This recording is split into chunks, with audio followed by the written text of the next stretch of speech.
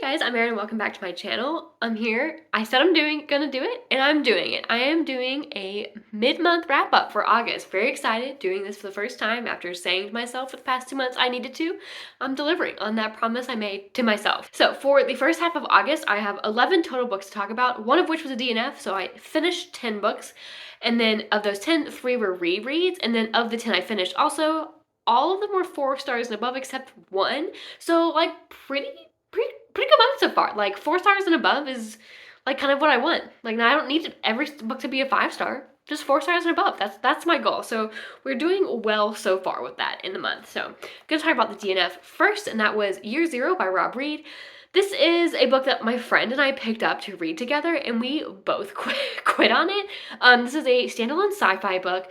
That the premise of this is we're following this lawyer, this low-level entertainment lawyer, and he's at his office one day at his desk, and these 2 aliens come in and tell him they need his help because ever since the 70s, the greater cosmos have been hooked on American music, since that was the first time they picked up American pop music on their signals or whatever. And since then, they've been hooked on Earth music, and they've realized that they have violated the biggest like copyright case ever, because in those 40 years they've paid like no royalties or anything like that, and the amount of money they would owe is enough to bankrupt the universe. They've come to him for help. So we picked this because it kind of just sounded like kind of like a funny premise, like a kind of like a funny, it felt like it was gonna read kind of just like a funny, satirical, lighthearted novel, and it just wasn't good. So there's 2 main things that really compounded into a DNF. First, the writing itself was bad. It was just bad. It was like this author read The Hitchhiker's Guide to the Galaxy and said, I could do that. And then he sat down at his computer, started typing his story, and just took the biggest swing and miss ever. Like, this writing did not come off as organically pithy and clever in the way Douglas Adams does. It came off as someone who was trying very hard to be a Douglas Adams. It was like they tried too hard to emulate it that it just totally face planted, and it wasn't good. So many forced jokes everywhere. So many, like every name in the series was like a call to like a music reference. Like the main character was Nick Carter, like the boy band member. I don't remember what boy band it was in the moment, so boy band member. And then like just stuff like that. It was just like, it felt like every sentence was some kind of pun or callback or joke, and it was just not, it was too much. And it wasn't good. The jokes weren't even good. Some of them were kind of borderline offensive at times to varieties of types of people. Yeah, just didn't enjoy that. And then even just like looking through the writing itself, so the story that was happening, it started off kind of interesting. I kind of thought the chapter that was like the backstory on the aliens and stuff, discovering the music and how it affected alien culture, was like an interesting little short story of a chapter. Like that chapter could have been a kind of an interesting short story. But as the plot went on, he just kept adding so much to it that it was just like completely overbloated with things happening, way too many things happening. And it got to a point that I was just like, what is even happening anymore? Like what's occurring in front of me? So I was like, we're just gonna stop. So we gave up on that one. No regrets. Okay, getting into the 10 books I actually finished. I have 3 rereads. I'm going to talk about those first. The first 2 I'll talk about together are Sapphire Flames and Emerald Blaze, both by Ilona Andrews. This is book 4 and 5 in the Hidden Legacy series, and so I have now completed my Hidden Legacy reread in anticipation of Ruby Fever coming out next week. So excited. And yeah, so the first 3 I read back in the last month. The first trilogy I enjoyed better upon reread, and these 2 I enjoyed the same upon reread, which is still good.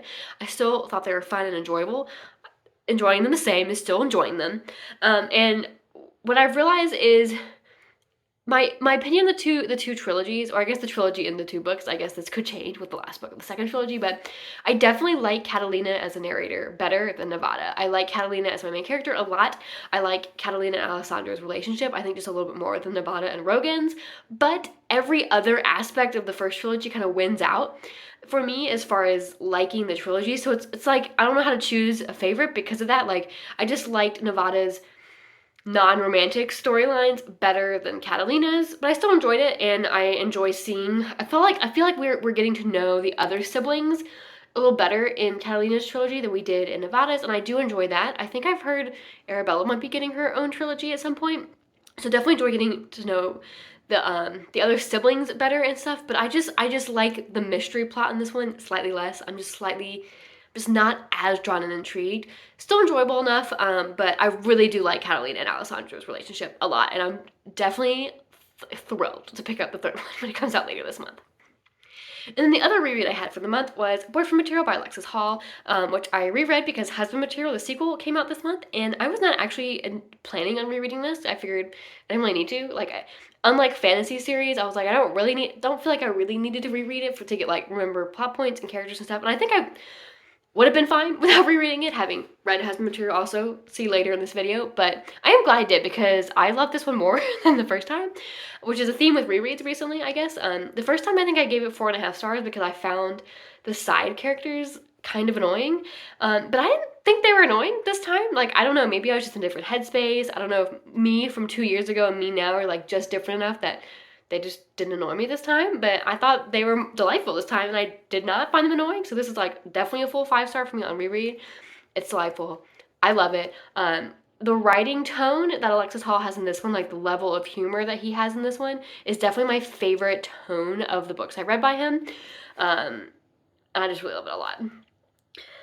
Okay, going on to new books for the month. And I think I'm gonna talk about these groups by genre and make it do something a little different than usual. So since I just talked about husband or boyfriend material, I'll start with the 2 romances I've read so far this month. The first of which was Husband Material by Alexis Hall. So this one takes place 2 years later after Boyfriend Material. Luke and Oliver are still dating, and then the premise of this one is their friends and co-workers around them are all starting to get married, and they kind of feel the pressure of, should we also be getting married? Like, we've been together 2 years, we love each other, like, is this just like the next step we should be taking? That's kind of like the premise. And I was kind of disappointed by this one. Not as much as some people. Like, I read some scathing reviews of this on Goodreads, and I definitely still liked this book. Definitely did not hate the book like many people have. Not like that, but I definitely am a little disappointed. I did not expect this to be a 5-star read, just because for me, what I like about romance books is the chase, and this one is completely post-chase. Like, the thing that's why I like slow burn, part of why I like slow burn so much is because they get together so late in the book that most of the book is the chase, and I like having a little bit post-chase to like just like be like get the satisfaction of like, oh yes, they're together and they're so cute, but I don't like having tons and tons of it after. So and this was just all like post them getting together, but again, I liked the characters and the writing and just like enough that I was down for it for these characters specifically. I was like, yeah, I'll be down for that for this time. Was not expecting this to be a 5-star. But it wasn't quite a 4-star either. Somewhere between a 3 and a 4. I settled on 3.5 because I didn't like it enough to be a 4-star, but I liked it more than I usually like 3 stars because it was really one main thing I didn't like, and I liked a lot of things in it. So I just want to preface the rant that is incoming that I did like lots of things in this. I still loved the writing style in this one. I think of the 4 books I've read by Alexis Hall, this and Boyfriend Material definitely, again, have my favorite like tone of voice of the 4. I loved all the characters still. All the side characters were still delightful. I still like Luke and Oliver a lot. I still think they're very cute together. So I liked all of that, but I got so mad reading the conflicts in this book that I just like was like the amount of anger I had finishing this book around those conflicts. I like can't rate this a 4-star. Like, I just can't. There's too much anger. So it's a 3.5 for that reason. And so here's the thing. There's 2 conflicts. There's like a main one and then kind of like a secondary one thrown in towards the end. And my first beef is the secondary one should have been the main one, and the main one should have been the secondary one. That's how I feel. I just think the one that was secondary would have made more sense given the premise of the book to have been the main conflict.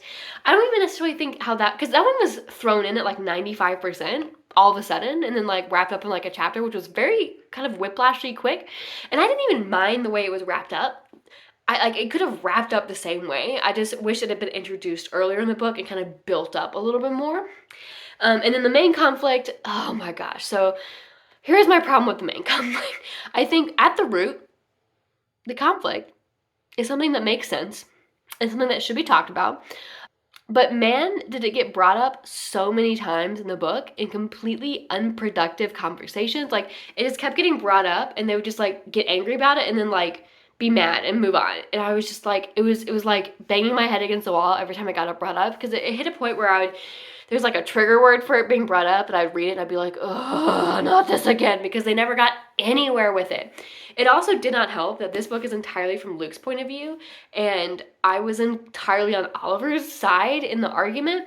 So reading it all through Luke's mind when you don't agree with him at all is also frustrating, because you're like hearing him think about it. I'm just like, no, you're wrong for this reason, or like, not you're wrong, but like, I just wanted to make him get it. Like, he just didn't get it. And so I also really wish we had gotten Oliver's point of view, both for this conflict. I wish we had seen his side of it, and also for that, however little we saw that secondary conflict, I wish we had gotten Oliver's point of view for that one as well. I think that would have made both of them better. So yeah, I just wish. And then, oh yeah, and then the main conflict, when they finally had the big resolution talk, that they actually talked it out, I was like so over the argument that I just like couldn't even appreciate that they were finally figuring it out. I just wish that talk had happened sooner in the book, so that we didn't drag it out through so many unproductive comments and fights about it, that I was just over it by the time it finally got resolved. So yeah, other than that though, I liked everything else about the book. So yeah, definitely excited to read the third one. Hopefully we won't have that same problem. But yeah. Okay, and then the other romance I read was Below Zero by Hazelwood, which is I think it's the third released one in her Steminist novellas, but it was the second one I've read. And I like this one better than the other one I read, which was Under One Roof. So this one the premise is our main character, she's at a NASA site in northern Norway, and she gets stuck in like some ice. She like falls through some ice and is stuck, and her like superior person who's back at the base is like, hold on, we'll have to come get you later. We can't send anyone right now. So she's like, I might die here. But then this guy comes up through radio and he's like, don't worry, I'm coming for you. And the guy who's coming for her is this guy who years ago she almost slept with, and they didn't, but they had like a super steamy makeout session, and they kind of parted ways. And then several years later, when she starts working at NASA, she sees him again, because that's where he works, and she knew that, but they run into each other.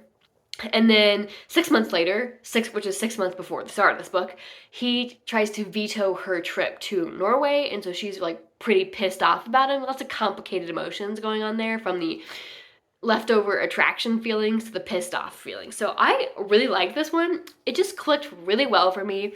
I thought the two characters worked really well together. Like whenever they interacted, like in the flashbacks when we see like their first meeting and stuff, I just like loved them together. Like just the way they bantered, I suppose you could call it.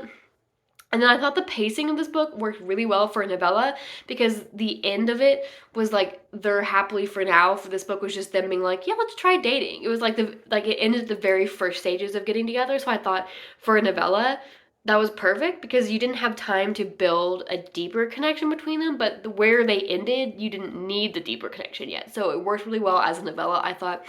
And I liked the way it was told and the bouncing flashbacks, and I just thought they were really cute together, and I like them.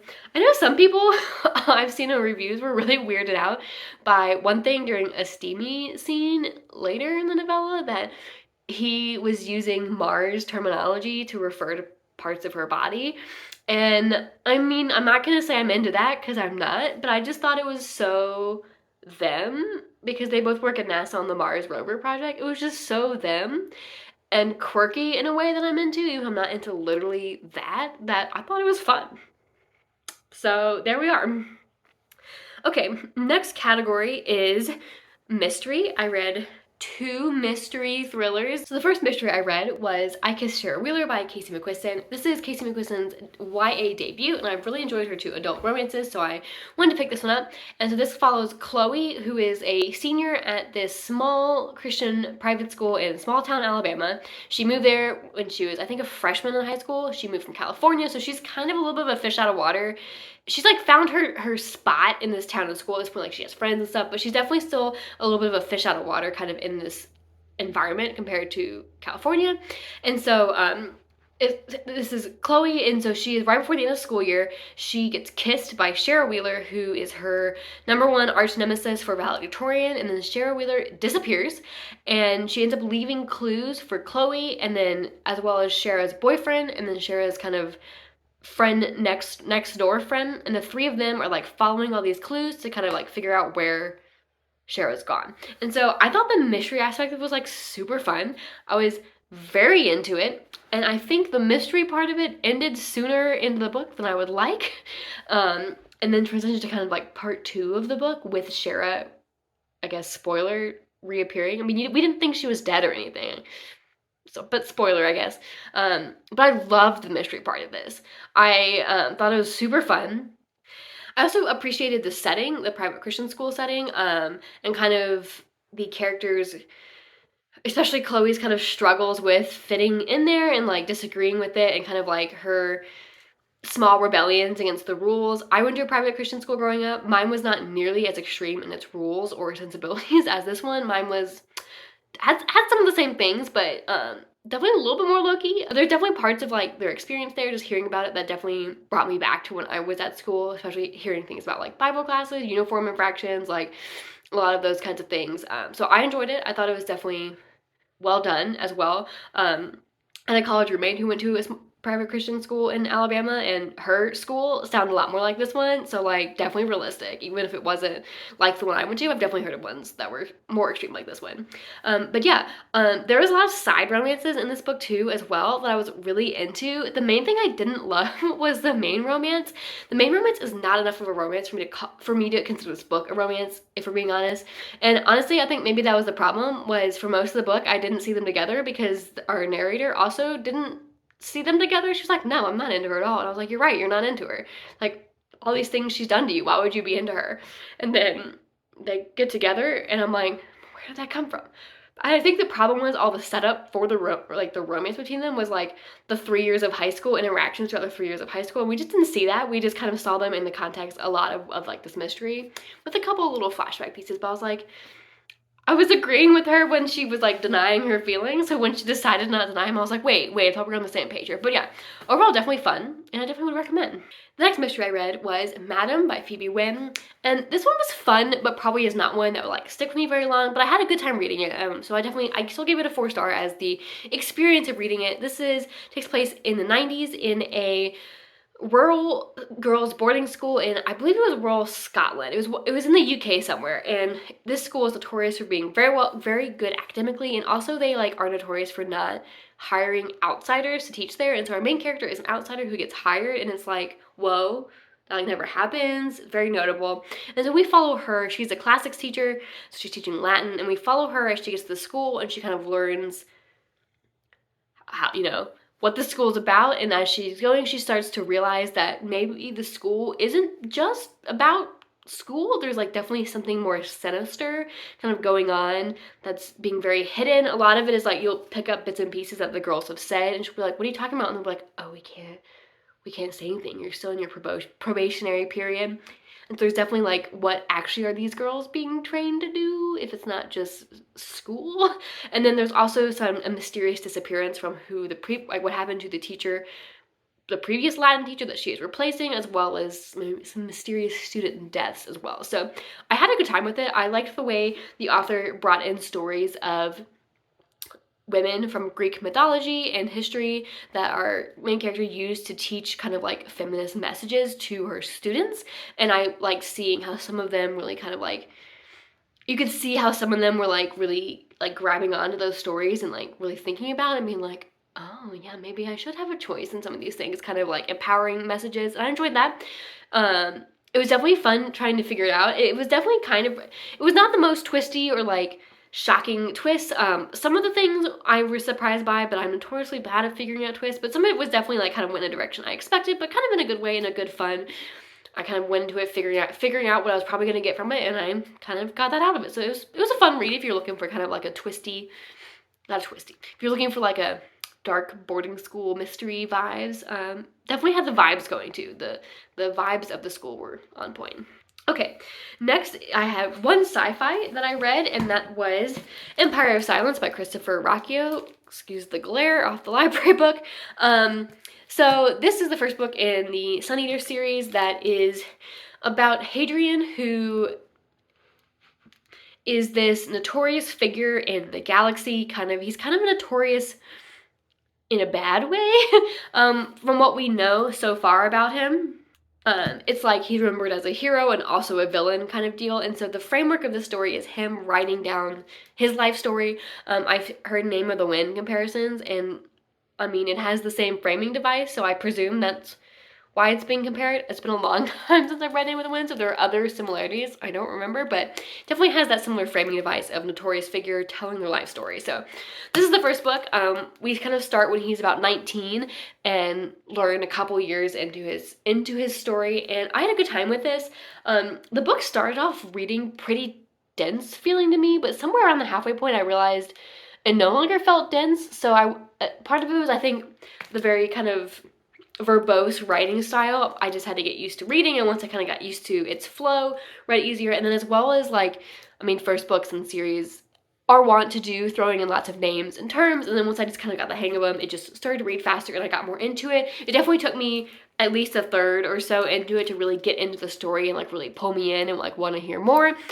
So definitely took a little bit to get into, but yeah, I had a good time with it. Hadrian's kind of melodramatic, which I think is really amusing as a main character. I was not expecting that as the main character voice. I think I was kind of expecting more of a self-important, I'm a legendary figure kind of vibe, and I kind of enjoyed the little bit melodramatic in there. But yeah, this definitely also reads very much like a sci fantasy. A lot of it takes place just on a planet, not like necessarily on spaceships and stuff. And on that planet, there's like this whole bit of it that takes place in like a gladiator inspired fighting pits kind of thing that kind of felt like something you would read in a fantasy. And so I think that's also why I enjoyed it. I think sci-fi that tends to read a little bit more sci-fantasy is kind of where I enjoy sci-fi.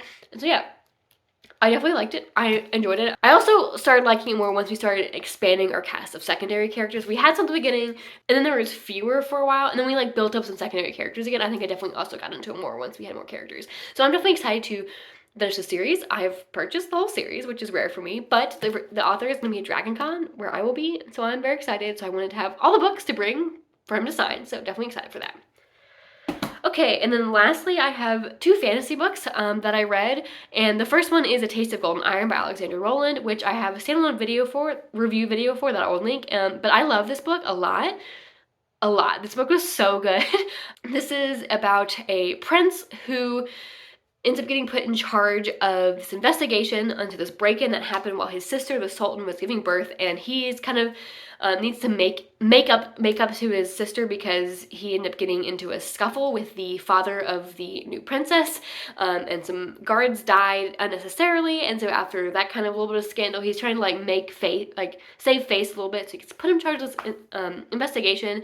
And that's part of the story, is this investigation. The other part is a romance between him and his bodyguard, who is a newly assigned bodyguard to him at the beginning of the book. And so it's kind of an enemies to lovers, very slow burn as they get to know each other. Also, one of the most respectful romances I've ever read. It was like romantically respectful. I really loved it. So yeah, full thoughts on that review video. And then the last book I read was A River Enchanted by Rebecca Ross, and I really had a good time with this. This was one that I went into knowing pretty much nothing about, and so I didn't really know what to expect, but I really liked it. This takes place in, I think it's supposed to be a fully alternate world. I started the book thinking the island that this took place on was like a made-up island, but in our world. But as the book went on, I realized I think just the whole world is like a new world. And so our main character is this bard who left the island. What's the name of the island? I don't remember the name of the island. Cadence, the Isle of Cadence. So he left Cadence 10 years ago to go to university to study to be a bard, which I love that. The main character was a bard. Like, that's great. And then he ends up getting summoned back to his home island by the lord of the island, kind of being like, we need your help, come back. So he comes back, and as he gets there, he learns that girls have been, so this island is split into two halves, two feuding clans, and so his clan girls have been disappearing, and they think it might be the other clan, they think it might be the spirits, they're not really sure, but they hate the other clan, so there's definitely like that feud there. And so he comes back to try and help, and I really liked it. One, the atmosphere of this book was top notch. The kind of like mythological feeling, like nature spirity island off the coast of Scotland feel. Not actually Scotland, because not a world, but that's kind of what it felt like to me. Someone who's admittedly never been to Scotland, but that's fine. I also just liked the story in here. Like, I was very intrigued by the mystery. I liked our characters. We got a lot of different points of views from our main character, the bard, as well as different people on the island, and I just really liked it. There was kind of a side romance in here that I really enjoyed. I thought it was really sweet. There was another romance that I felt very neutral about, and I wish I loved it more, but I didn't hate it either. It was fine. Neither added nor took away from the story, and I just had a good time. I thought it was a very fast and read. The plot itself wasn't necessarily like the most breakneck plot, but it was very engaging nonetheless, and I sped through this, and I am definitely excited for the second one to come out. Alright, that is everything I read in the first half of the month. If you've read any of these, let me know what you thought or what you read in the first half of the month, and I will see you in my next video.